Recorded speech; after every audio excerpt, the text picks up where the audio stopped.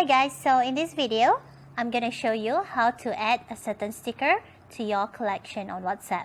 So all you need to do is basically look at the sticker someone sent you, press it for like 3 seconds, maybe not too hard, but just like a little bit, and you can see this screen, view more, cancel, add to favorites. So to add it to your collection, just click add to favorites. Now you can see that under the star icon in your sticker collection that it's added to your favorites, so you can use it to send to someone else.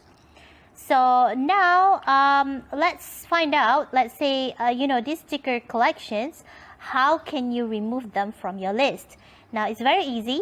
All you need to do is basically click on the plus button, and then this screen will appear, so then you click to my stickers.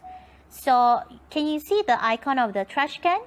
If you do not want any of the stickers anymore, all you have to do is basically click on this trash can and you can delete it. So now when you go to your sticker collection, it's no longer there. The same thing with your favorites. So let's say you don't want this sticker in your favorite anymore.